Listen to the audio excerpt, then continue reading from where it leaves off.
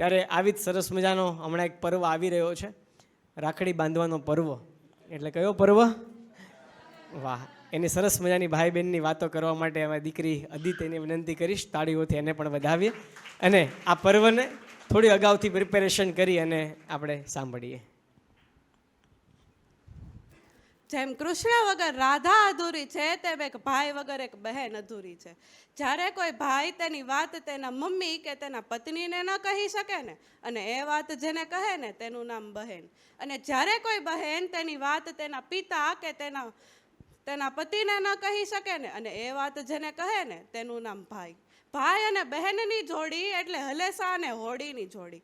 બંને એકબીજા વગર નકામા, પણ બંને જો મળી જાય ને તો દરિયો પાર થઈ જાય. ભાઈ બહેન એટલે રાઈ જીરાનું કોમ્બિનેશન. વઘાર કરતી વખતે જ્યારે રાઈ જીરું તેલમાં નાખીએ ને ત્યારે તતડતા હોય, વધારે નજીક જાઓ તો તમને પણ દજાડે. તેમજ ભાઈ બહેન એકબીજા સાથે રમશે, ઝઘડશે, તતડશે, પણ એકબીજામાં એવા ગુલતાન હશે કે જો કોઈ તેમની નજીક જવાનો પ્રયાસ કરશે ને તો એકાદી ચમકાવી પણ દેશે.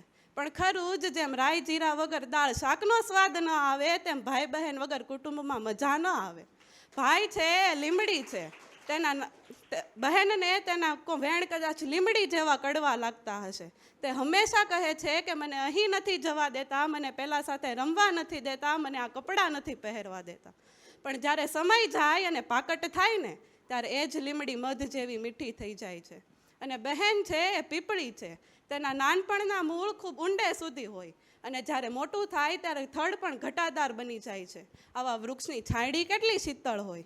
ભાઈ બહેનનો સંબંધ એટલે નાનપણથી જ એક ખાટલામાં બેસીને જમવું, રમવું અને પ્રેમભર્યા ઝઘડા કરવા. જ્યારે ડોશીમાં ગામડે ફળિયામાં બેઠા હોય, અષાઢ મહિનો હોય, વરસાદ આવવાનો હોય, ડોશીમાના ઘરે દીકરાના દીકરા હોય, પણ તે એમ કહે કે મારા વીરાના ખેતરમાં વરહજે, એનું નામ બહેન.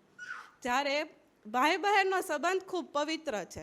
જ્યારે માં લક્ષ્મીએ બલિરાધાને રાખડી બાંધી અને માં કુંતાએ વીર અભિમન્યુને રાખડી બાંધીને ત્યારથી આ રક્ષાબંધનનો તહેવાર ઉજવાય છે. સોનાથી બનેલી દ્વારકા પણ એક સુતારના દોરા સામે ઝાંખી પડે જ્યારે બહેને લાવેલી રાખડી ભાઈના હાથનું આભૂષણ બને. જ્યારે કોઈ બહેન સાસરે જાય ને ત્યારે સૌથી વધારે ઘરમાં કોઈને એકલું લાગે ને તો તે છે ભાઈ. અને ભાઈની લાડકી બહેનને તેની 3 વખત જ રાહ હોય. એક ભાઈ બીજના દિવસે, એક બળિયુંના દિવસે અને એક રક્ષાબંધનના દિવસે.